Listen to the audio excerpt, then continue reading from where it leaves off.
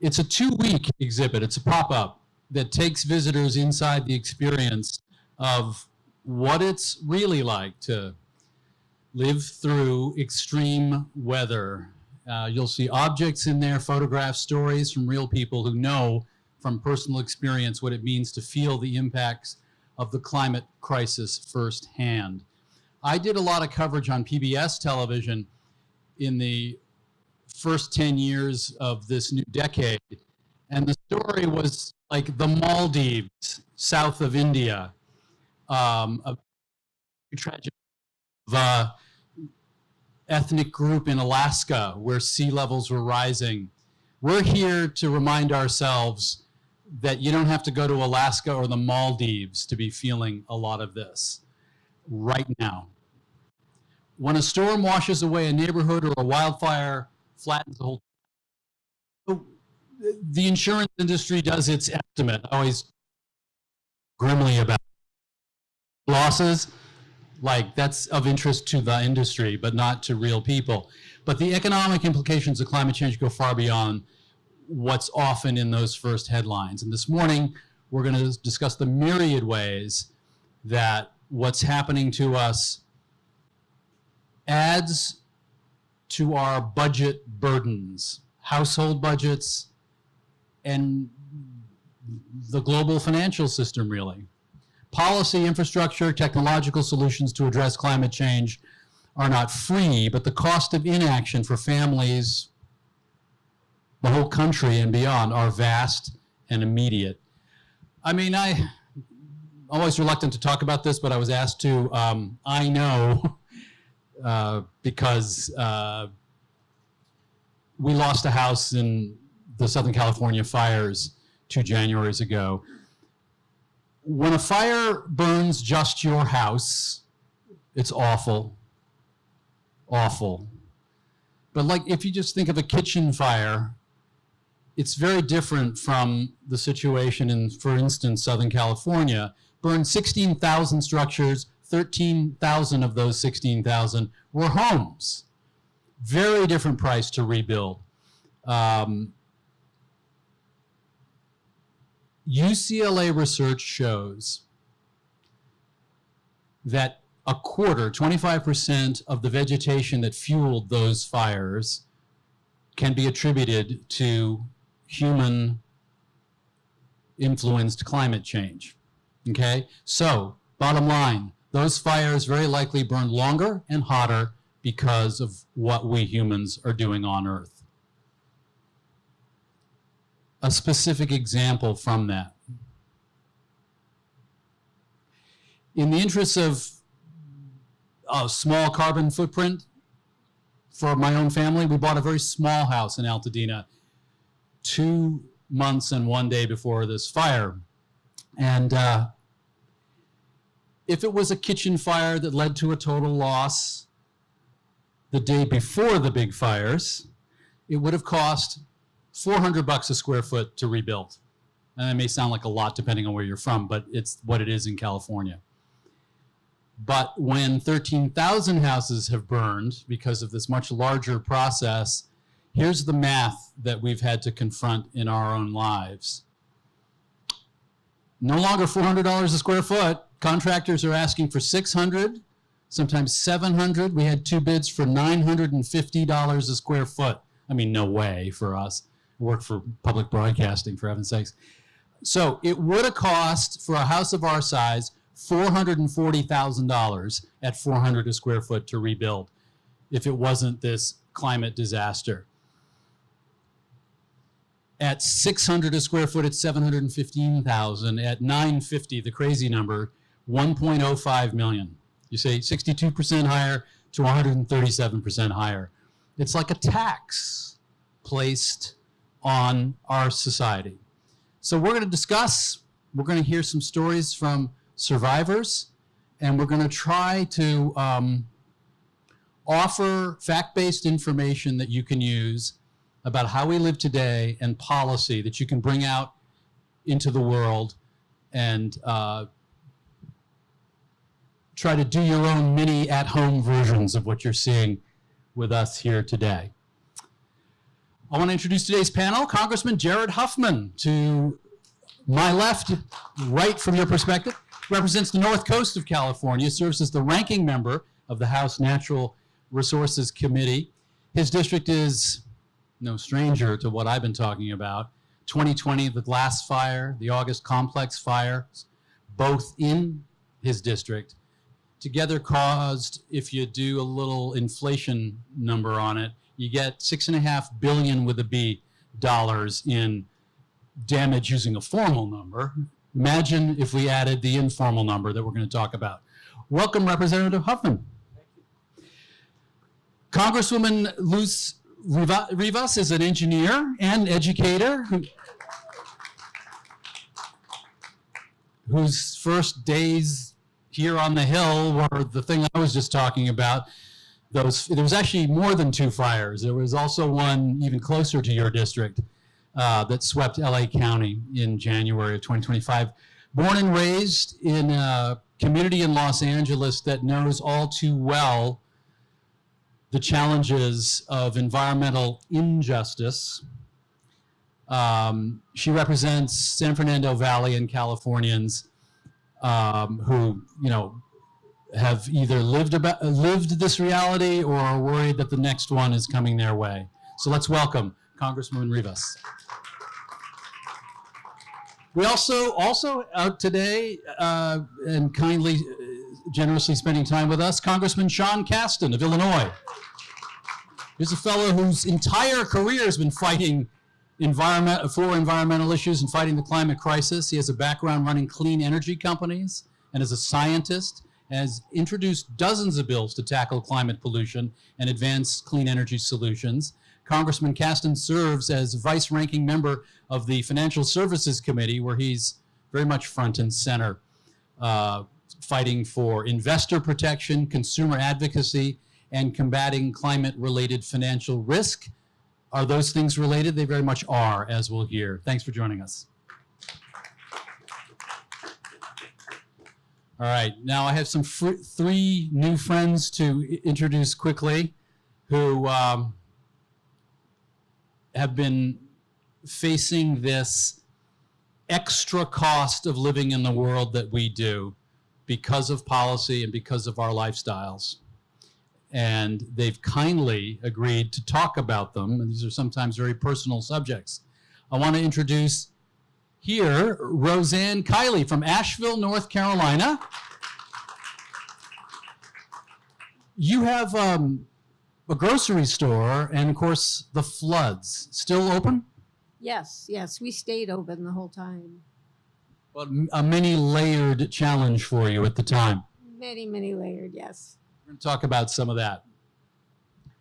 Over here, we have a fellow San Gabriel Valley, California resident, kind of my neighbor. Now that we know each other, we'll actually hang out, I think. Sam Sturgisich from San Gabriel Valley, California. Sam, in that crazy fire, your house was enveloped in toxic smoke. Are you back in? We are not back in. 17 months later, we're still fighting with insurance to pay us what we need to clean it up to get back in. Still working on insurance, not living at home. And also in from Florida, Carolina Goodfriend from Florida.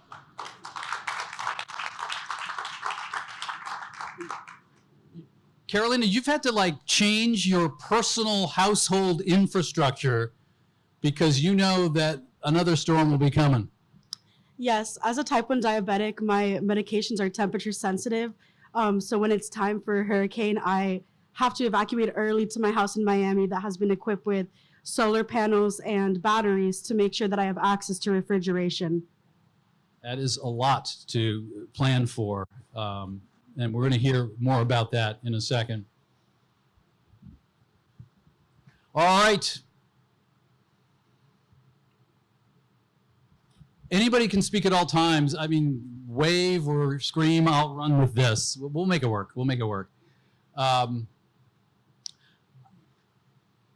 Sam, I'm going to hand you this mic, or I'll walk over there.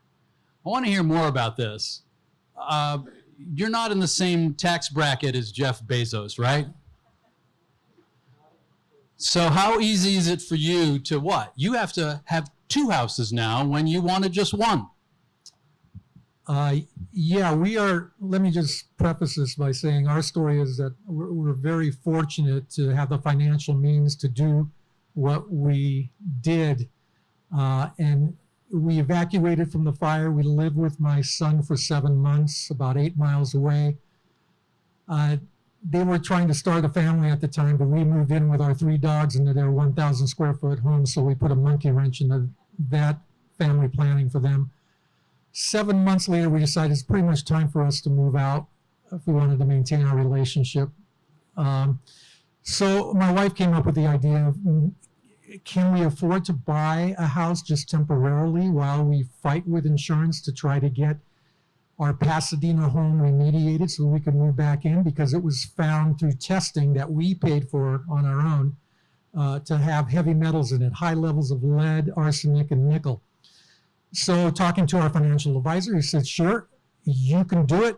However, you've got about a 2-year window. We've got to finance everything with all of your savings. And you better hope that there's no margin call, by the broker on all of your savings.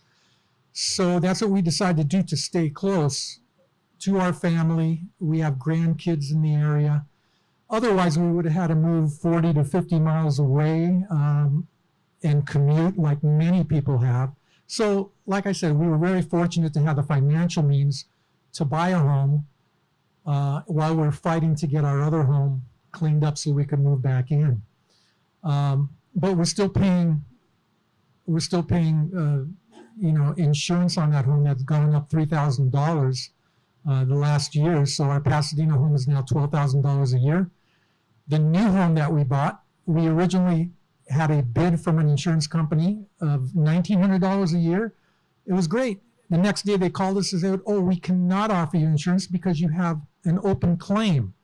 The open claim is from State Farm on our Pasadena house. And we were wondering, why are we being punished? It's no fault of our own that we have this open claim, but they're not giving us insurance. So we were, only offered the FAIR plan, the insurance of last resort in California. That is $7,700 a year, and that's just fire. We had to buy additional wraparound policy from Mercury for like water damage. That was another approximately $1,600, and then we had to buy earthquake insurance from another insurer, which is about, I think, $1,700 a year. So we're paying all this insurance, and of course continuing to pay property tax on 2 homes while we fight State Farm, who has been absolutely horrible.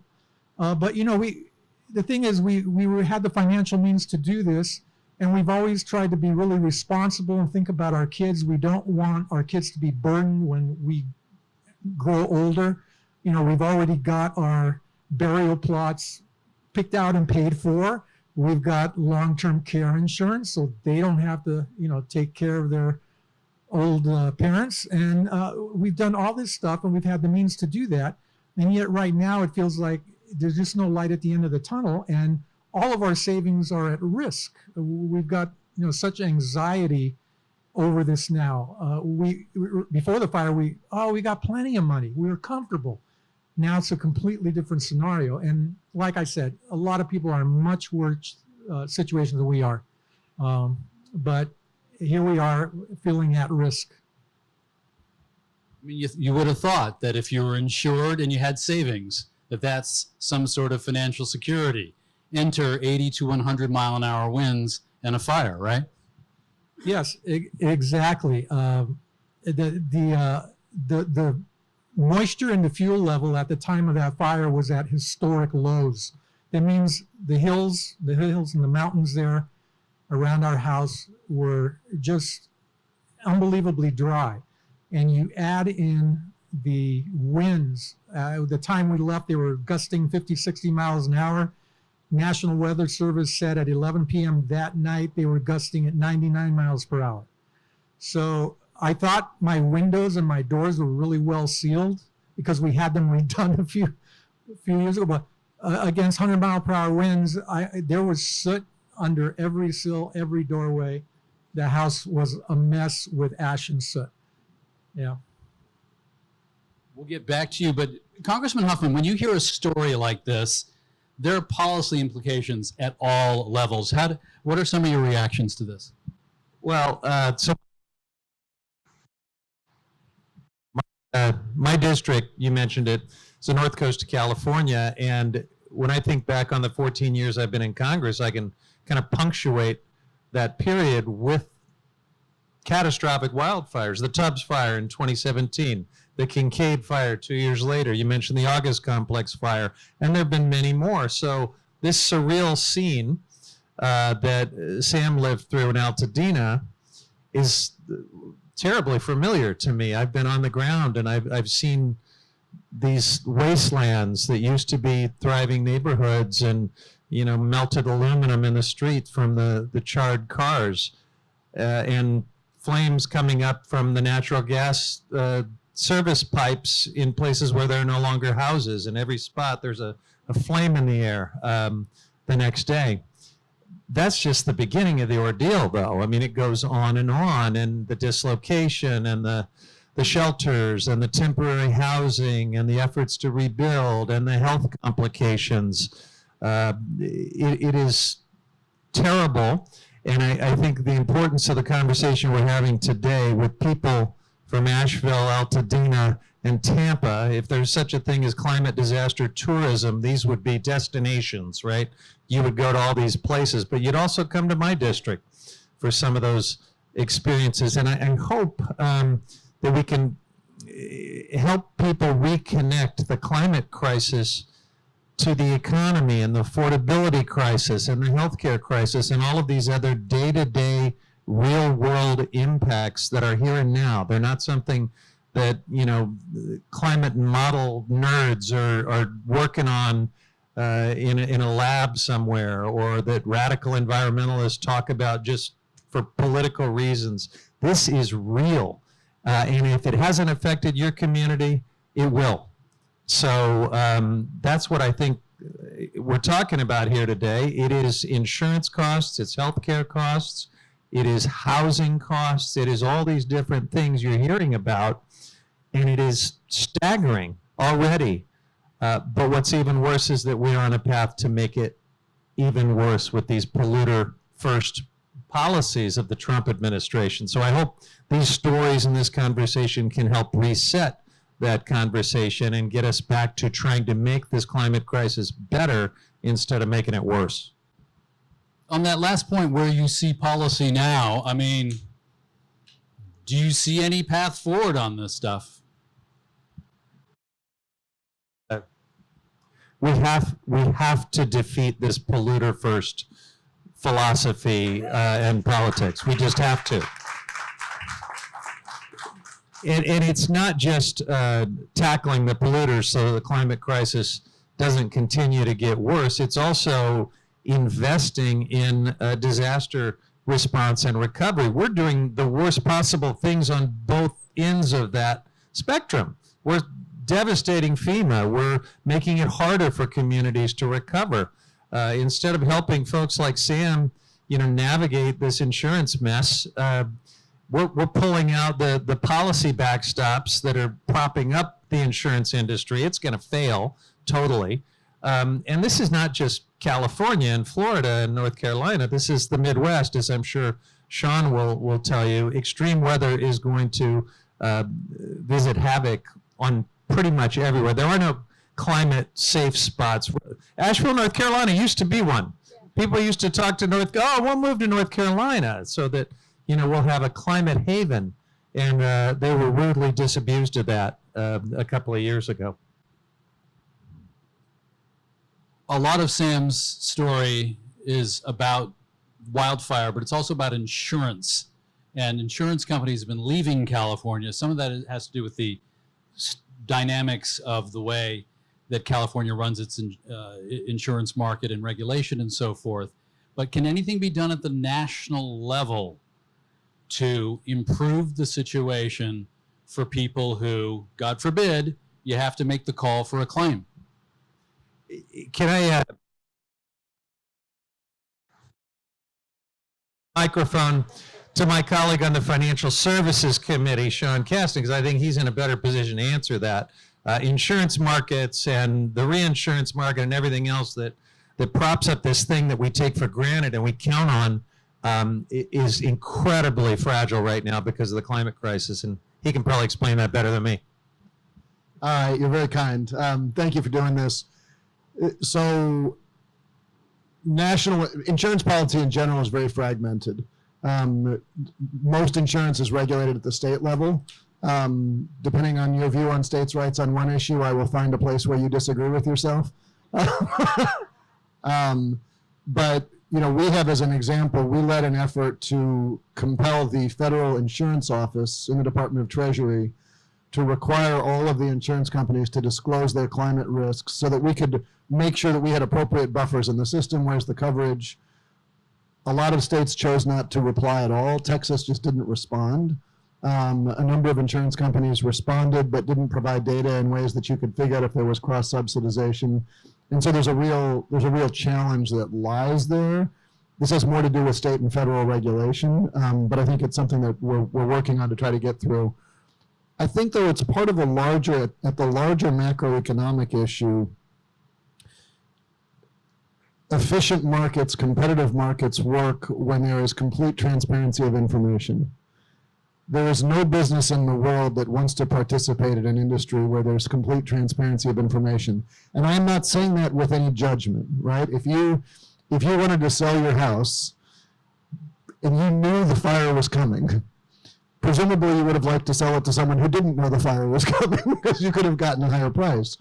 So you have this issue within our capital markets where the people who know where those risks lie are actively blocking our ability to compel disclosure of those climate risks. And these things shouldn't be partisan. We should love this because we're capitalists, right?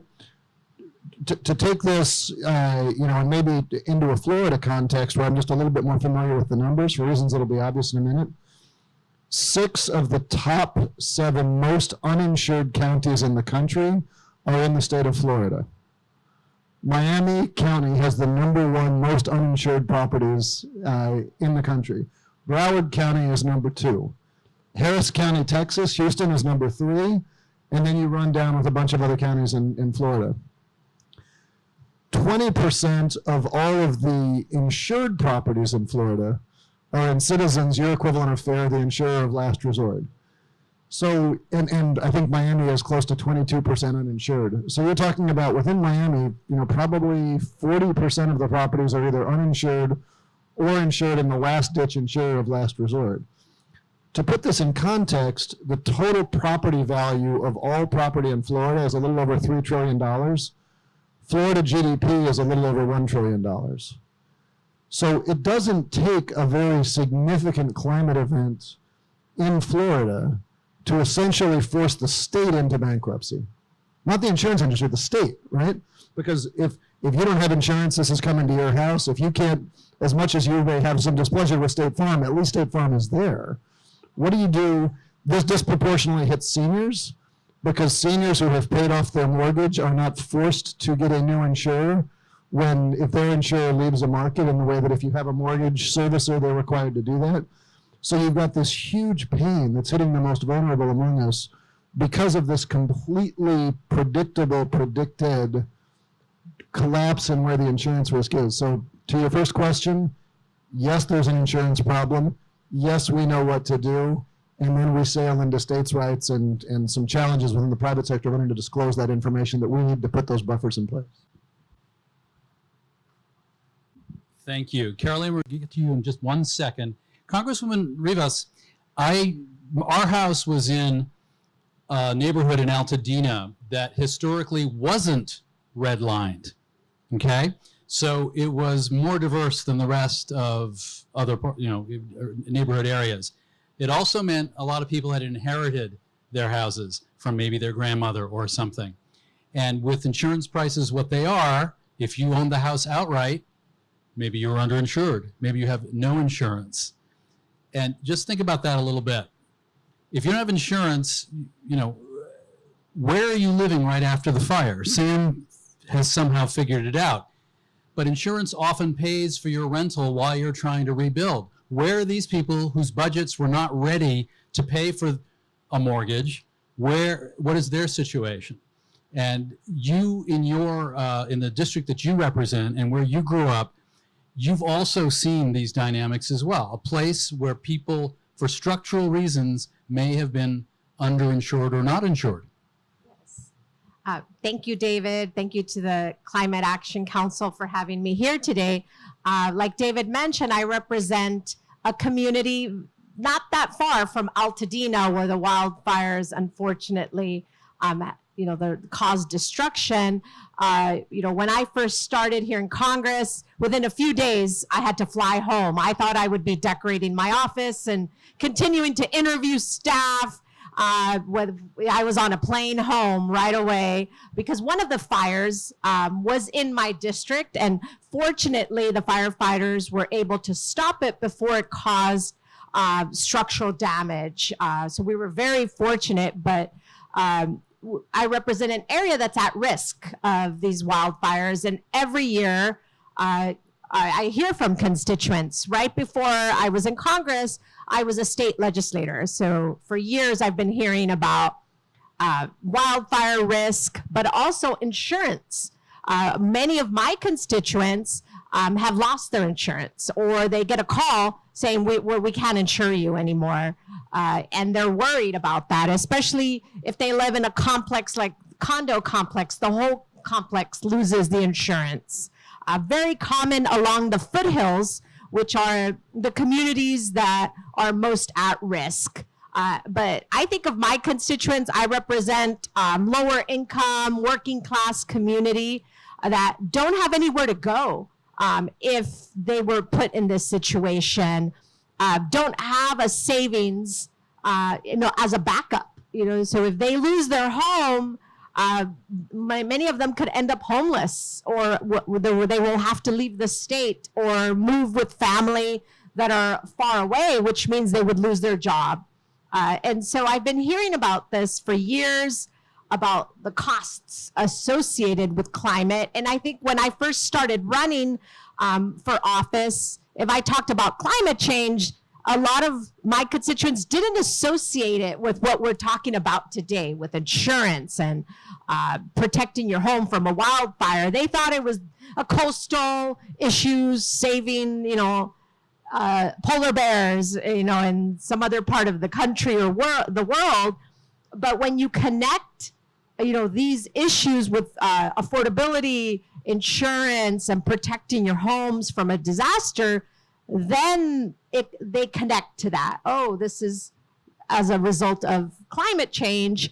And then they want to talk more about that. And so that's what I have found. Stay with us, Congresswoman Rivas. Caroline, a good friend, thank you for being willing to come and talk to us about some personal stuff. So I was diagnosed with diabetes after contracting COVID in 2021. As a native Floridian, I've experienced hurricanes every single year of my life. And so that's kind of something that's just normal to us. But after developing type 1 diabetes, my circumstances changed drastically. As a diabetic, I require insulin.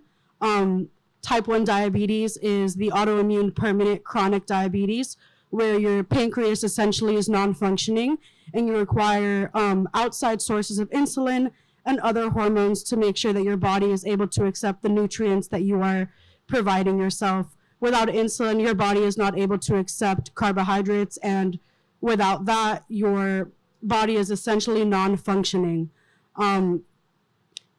My family has always been into sustainability and always very concerned with the environmental crisis. And so when the solar tax credit was established in Florida, they decided to buy solar panels. But because I'm diabetic, it was a kind of a safety net for me. So whenever I need to leave my university, which I recently just graduated from University of South Florida. Thank you. In what discipline? What did you study? Oh, I have a major in English as well as interdisciplinary social sciences with concentrations in environmental science, policy, and geography. Thank you. And so my family made this choice to essentially buy several solar panels and 3 sets of batteries so that regardless of what was going on, I wouldn't have to worry about my own mortality. Insulin is temperature sensitive. If it exceeds 72 degrees, it begins to degrade. And without insulin, your body begins to shut down within 72 hours. Essentially, your blood becomes acidic and it damages your organs, putting you in something called diabetic ketoacidosis, which can kill you in as little between 3 days and 7 days. And so during hurricanes, the healthcare system is already overrun with all the individuals who are desperately in need of care. And so my family took this as an opportunity to make sure to help and protect me from these added issues. And so now I've had to restructure my life to make sure that when there's going to be a hurricane, I have to evacuate about a week before the county says it's time to evacuate. When I was in university, my school would put out the notice a couple days after Hillsborough County, but I would always be a little bit ahead and watching kind of like the storm watch. If I would see that the tropical storm or the hurricane warning was trending towards Tampa, I would figure out how to drive to Miami and stay home for extra weeks just to be sure that I would have access to refrigeration and my medical care. Insulin without insurance is about $1,000 every 10 days, depending on your dosage requirements. And insulin is about the 6th most expensive liquid right now due to the prices of insurance and due to the prices of the pharmaceuticals right now. So there has been a lot of economic burden that came with getting this chronic illness, and hurricanes and natural disasters have only exacerbated the way that I need to essentially perform about 100 more medical choices per day than the average individual. So wait, Carolina. So there you are in college till recently.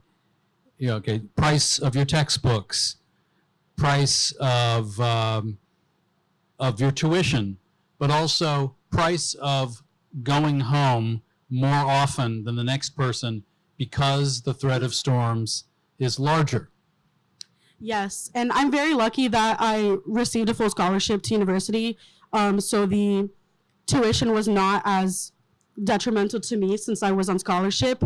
But every single month during fall semester, because hurricane season is from July to November now, and every year hurricane season expands because of the growing temperature concerns, especially now in Tampa that we're on the Gulf. So it's different because I used to be from Miami, and so hurricanes in Miami versus hurricanes in Tampa are very different. I would say the ones in Tampa are slightly more concerning just because locationally we're closer to the bay, whereas in Miami, my house is very inland. It was built in the 80s, and it's completely hurricane proof. It's concrete hurricane impact windows.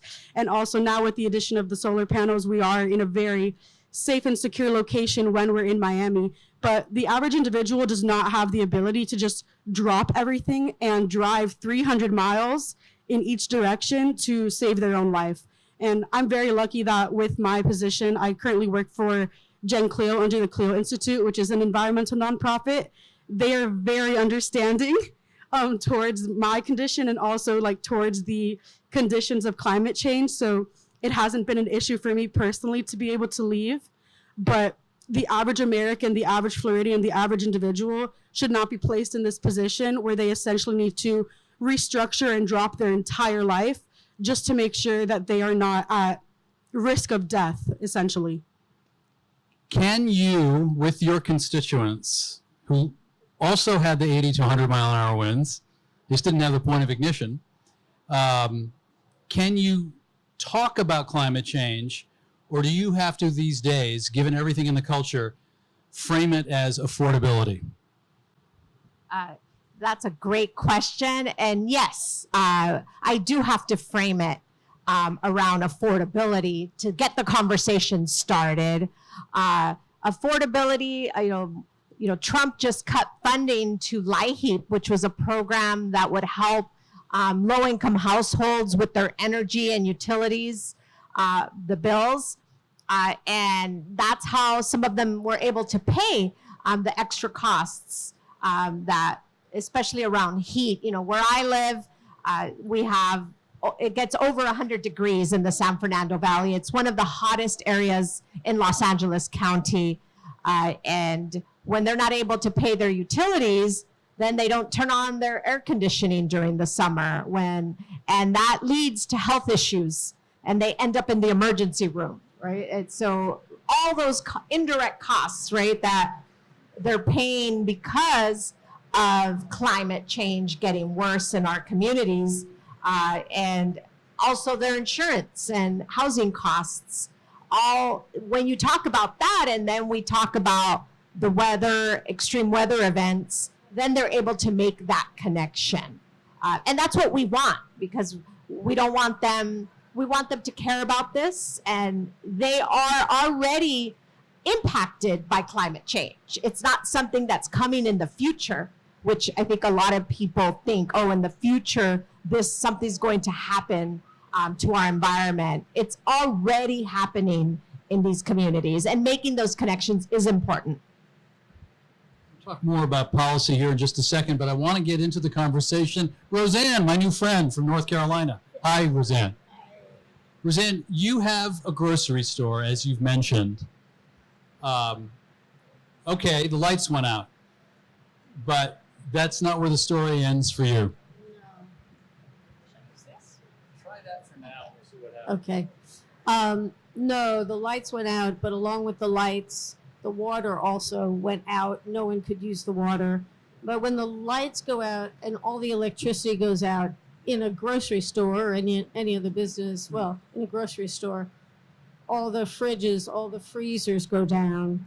The point of sale system goes down, which in this modern day, that's all the pricing. We don't have price tags on things. So even though we were able to stay open in the dark with headlamps and battery operated adding machines to add up, all the products, we didn't know the prices. So we had to give people Sharpies at the door to write the price off the shelf tag on the item. And so, there's some risk there of theft, of course, but I don't think that was a major problem. But it was pretty chaotic, as you can imagine. So there was a lot of loss of products, some loss of sales, and then so many other businesses had it a lot worse. Restaurants couldn't operate. They lost all of the goods they had in their coolers and freezers, and they couldn't cook. They didn't have electricity to cook. Any that had gas could cook, but the health department shuts everyone down because of the water.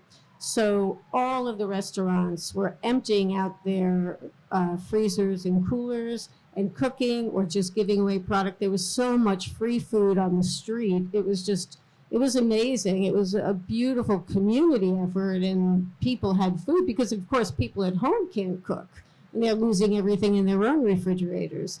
So, people were well taken care of by the restaurants, but the restaurants had a hard time coming back. What's your view of the rest of the business community in that town? I mean, they're still trying to make, they're still trying to pay the costs of this even to this day. Yeah. Asheville is a, high tourist destination. So, of course, immediately, tourist dollars stopped. So, that is we're still recovering from that. Many places couldn't come back. They just, we all the food businesses operate on a slight margin, and then there are all the implications of something like that where you lose your staff. When you don't have water for that long, some of our staff had to go somewhere, where they had family close by. So some people never came back. So there's all kinds of implications. Supposedly these mics all work now, so you can just keep holding on to that, Roseanne. What we need to understand about where your grocery is, I looked on the map, it's like 6 hours to an ocean. You're not on a barrier island in the North Atlantic, and you're not even near the river. No?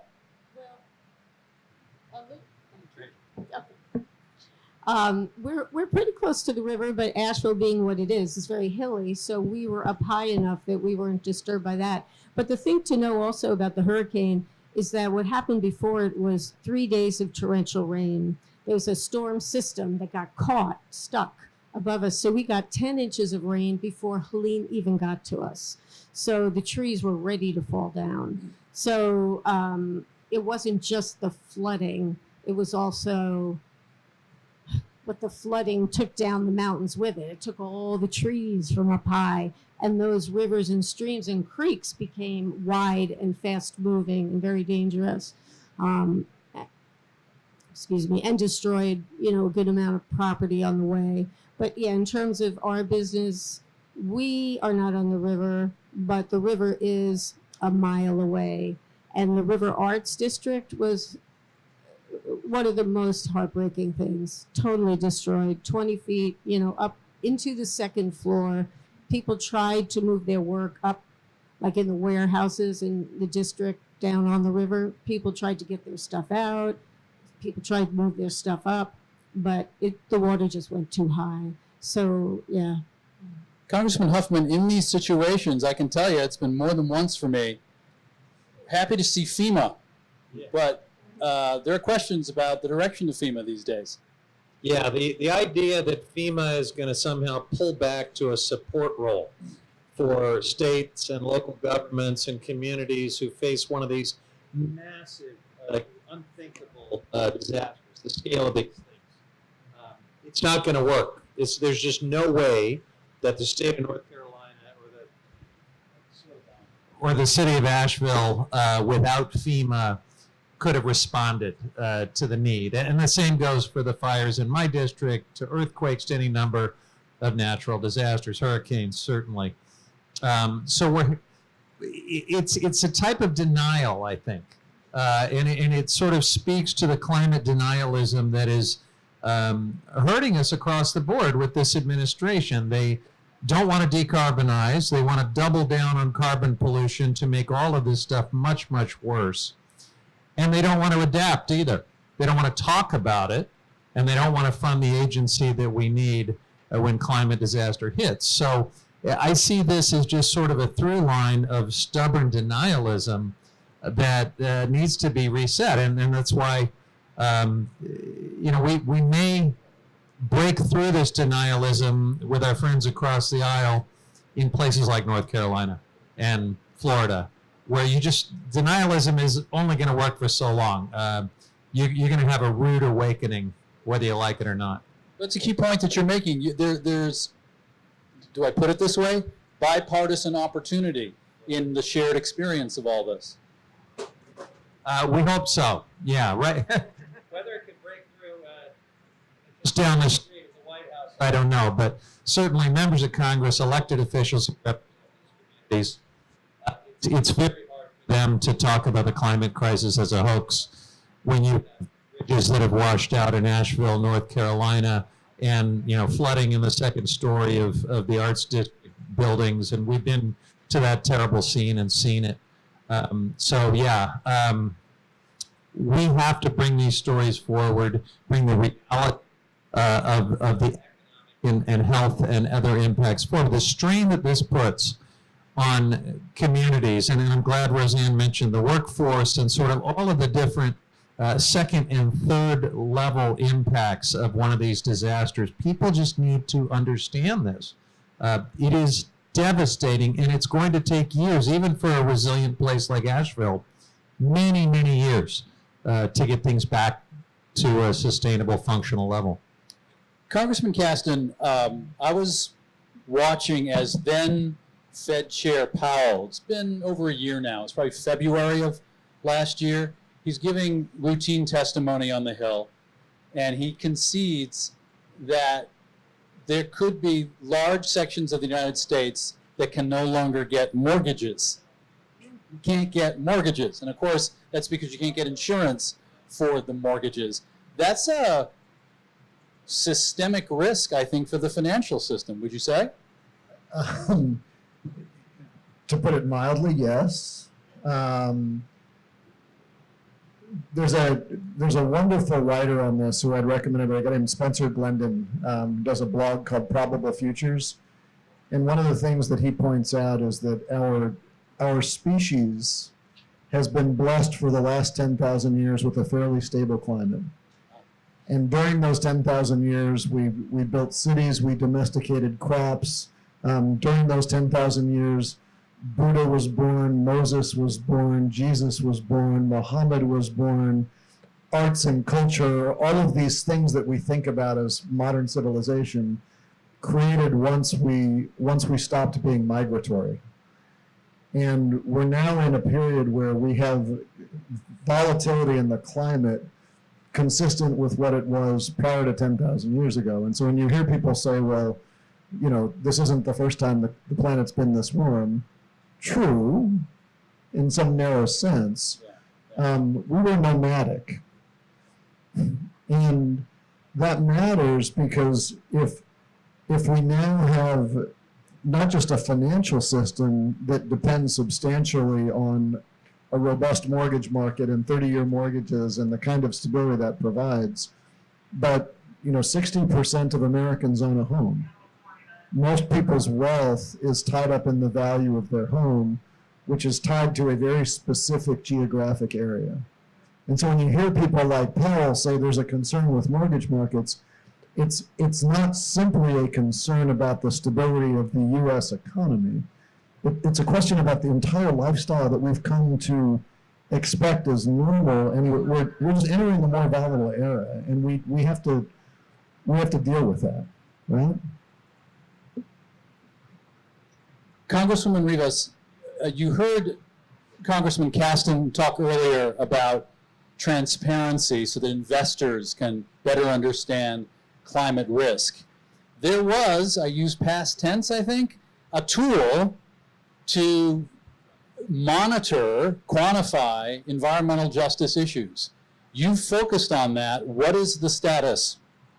This year I introduced the environmental justice screening tool, which used to exist because it was a tool that helped us make decisions on what communities need more investment related to these issues that we've been talking about. And now that that's gone, and this, like Congressman Huffman says, this polluter first agenda, I feel along with I know Congressman Huffman and the committee that he chairs. Oh, well, future chair, yes, he will be our chair. I'm on natural resources with him. I'm thinking about the future already. We need to keep these issues going so that when we have the gavels, that then the agenda changes. And so that's where I'm getting started, because communities like mine need these investments and are directly impacted by these decisions. We need to restore these protections and resources and target communities like the ones that we've been talking about that are directly impacted already by climate.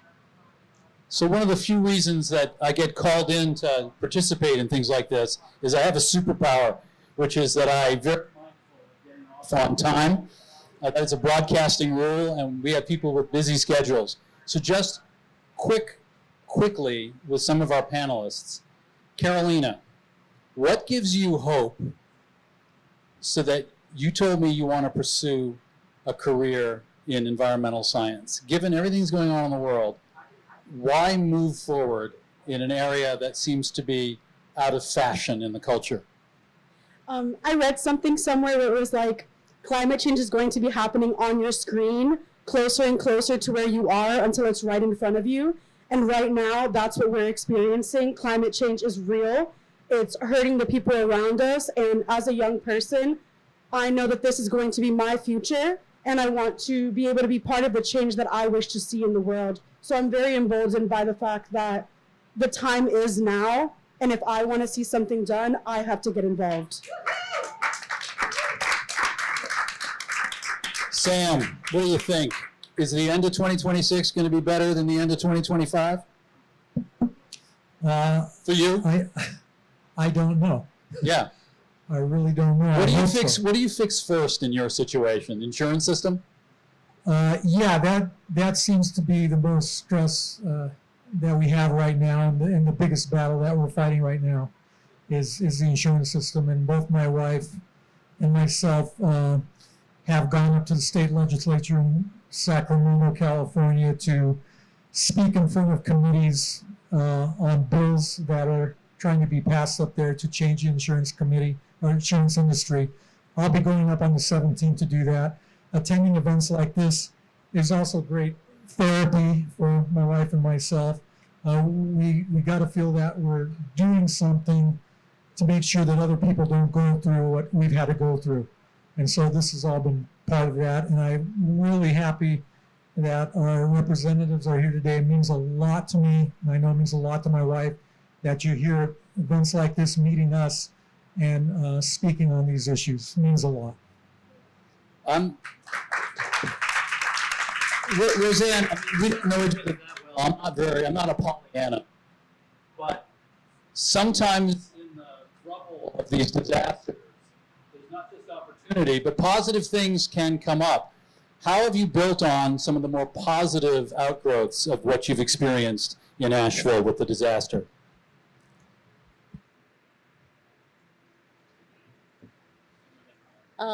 There have been many positive things that have come out of it, and most of it is community building.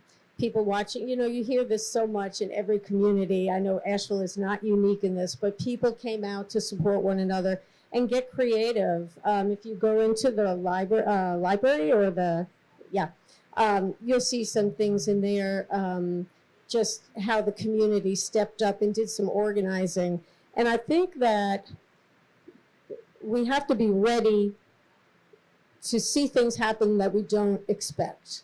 If people could just take that mindset now and start to do some basic preparation and be ready to do community work together, no matter what the disaster is, I think that Asheville got a good head start on that. What I would love to see is some of the concrete stuff that we did in community building and helping respond to these crises. If somehow we could integrate that with the government to just get a little help that we need. And FEMA doesn't have to come in and do it all, but just to somehow support the local efforts.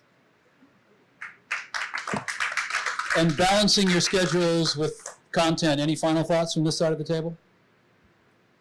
I would just, on the subject of optimism, take hope from the fact that anybody who wants to put more money in their pocket is spending their money on things that don't emit fossil fuel emissions, that don't combust fuel. The overwhelming majority of the generation that wants to be connected to the grid right now is solar, batteries, and wind because it's cheaper. It makes more sense. The people who have net zero homes and electric vehicles in the driveway don't particularly care about the price of oil right now because that's an academic issue. It's not a personal issue. And so I think, the optimism I take is in the wisdom of that great philosopher Jack Handey of Deep Thoughts fame, that like Jack Handey, I would rather be rich than stupid. And I think at the end of the day, most Americans would also rather be rich than stupid, and that's where the hope lies. Anything else? So I want to just add a little bit of a sour note on this idea of hope. I hope other people take hope from this, but I don't believe in hope. I believe in action. And I am just not one who rides this roller coaster of hope and despair, hope and despair. I'm a stoicist. And I believe in a moment like this, on an issue like this, the most important thing is to just face the lousiness of it, face the seriousness of it, the awfulness of it, and just resolve with a fierce optimism of the will, if you will, to get through and win. So if that gives other people hope, I'm thrilled, but I'm not going to ride that roller coaster. I'm going to get in and fight right now because that's what I think this moment's all about. A call to action to wrap up. I want to thank the Climate Action Campaign for curating this conversation, the Center for American Progress, Climate Power, and Extreme Weather Survivors, whose partnership has made all of this possible. Over the next 10 days, tell everybody to go see. It is eye-opening, even if you think you know it all. You don't know all the stuff that's in there. More information, unnaturaldisastersmuseum.com. Thank you very much. Thank you to the panelists. Thank you to the members of Congress. Thank you to the survivors who shared with us this morning.